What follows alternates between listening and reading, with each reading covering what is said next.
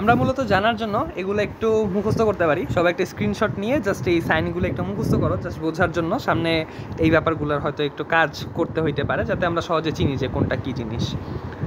ওকে, screenshot নেওয়া শেষ। আমরা তাহলে এখন একটা জিনিস বুঝবো, সেটা হচ্ছে যে সস্তা আসলে কোনটার প্রেক্ষিতে কোনটা সস্তা। কথার কথা, 1 SF মানে হচ্ছে সুইস ফ্রাঙ্ক, এটার প্রতীক আসলে এরকমই। 1 SF ইকুয়াল টু 0.5 ইউরো।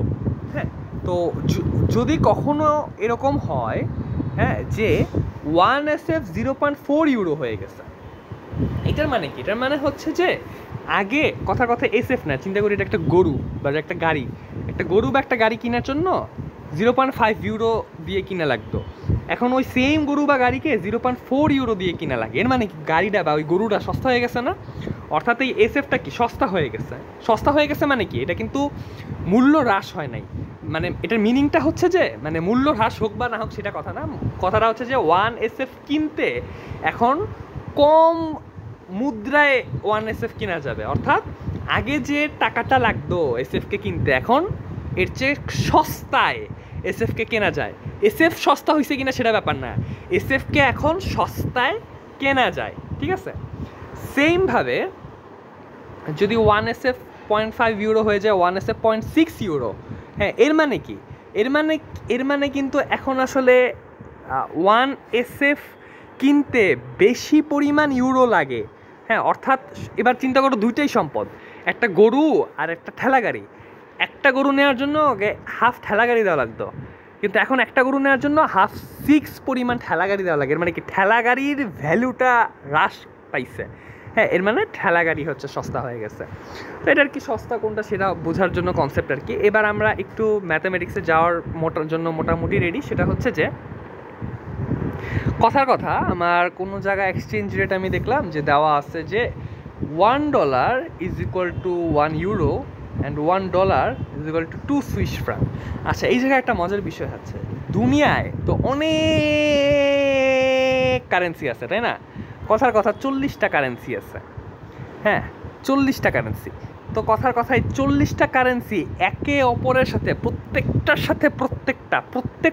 প্রত্যেকটার এক্সচেঞ্জ রেট যদি আমি একটা লিস্টে লিখতে চাই, তাইলে পারমুটেশন আর কম্বিনেশন করে দেখতে হবে যে আসলে কত হাজার হাজার এরকম লিখতে হবে, তালিকা বানাইতে হবে, চার্ট বানাইতে হবে এক্সচেঞ্জ রেটের।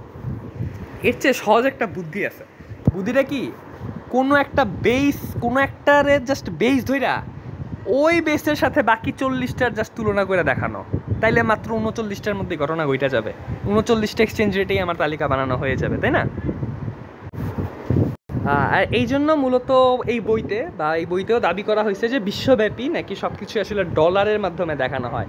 হ্যাঁ, তাইলে হাজার হাজার কারেন্সির এক্সচেঞ্জ রেট মনে না রাখা জাস্ট ডলারের এগেনস্টে মনে রাখলেই ভালো। হ্যাঁ, মনে রাখা সহজ আর কি। কথার কথা, আমার 400টা কারেন্সি রেট মুখস্থ করার চেয়ে আমার হয়তো 14টা কারেন্সি রেট মুখস্থ করা বা মনে রাখা ইজি। হ্যাঁ, অ্যানালাইসিস করা ইজি।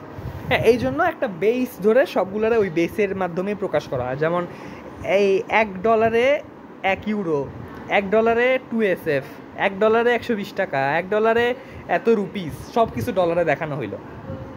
আচ্ছা, ঠিক আছে, ভালো কথা, দেখানো হইলো। আবার এদের মধ্যকার আবার একটা রিলেশন বের করা যায় না, যে $1 1 ইউরো, $1 2 SF। এর মানে কি 1 ইউরো সমান 2 SF।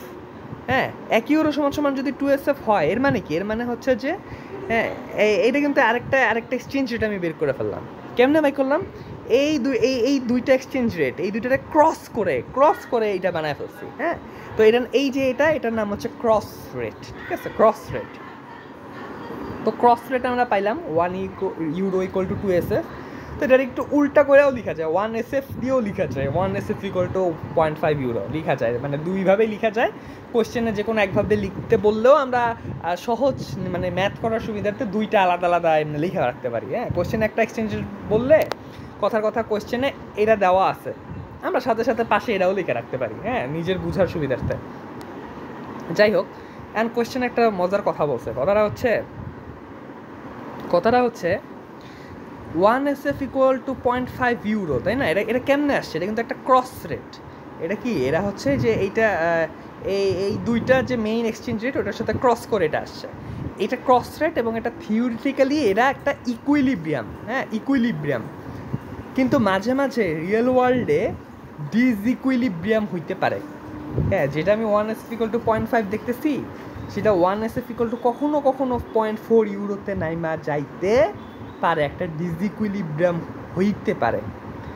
এই ডিসইকুইলিব্রিয়াম হইলেও পরবর্তীতে ডিমান্ড সাপ্লাইয়ের মাধ্যমে আমরা দেখবো এটা কীভাবে আবার ইকুইলিব্রিয়ামে চলে আসে। কাহিনী হয়েছে সাথে সাথে একটা একটা ঘরে বসে কোটিপতি হওয়ার সম্ভাবনা সৃষ্টি হয়। হ্যাঁ, সেটা কি, সেটা কেমনে? আচ্ছা, এখানে একটু বলে রাখি, 1s=0.4 ইউরো, এটাকে আবার একটু ঘুরায় লেখা যায় যে 1 ইউরোতে সমান সমান কয়টা SF। হ্যাঁ, জাস্ট ঘুরায় লিখছি। তো যাই হোক, এই ঘটনা, এই অঘটন মানে ইকুইলিব্রিয়াম থেকে যদি সরে যায়, সাথে সাথেই ঘরে বসে কোটিপতি হওয়ার একটা সম্ভাবনা সৃষ্টি হয়। এটার নামই হচ্ছে আরবিট্রেজ অপরচুনিটি। হ্যাঁ, এই আরবিট্রেজ অপরচুনিটিটা কীভাবে হয় আমরা এখন দেখি। হ্যাঁ, প্রথমত কথার কথা আমার কাছে $100 আছে। কত ডলার আছে? $100 আমার পকেটে এখন আছে। এই $100 আমি কি করলাম, 100 ইউরোতে কনভার্ট করে ফেললাম। হ্যাঁ, কেমনে কনভার্ট করলাম? $1 = 1 ইউরো না, তাহলে তো $100 = 100 ইউরো, 100 ইউরোতে কনভার্ট করলাম।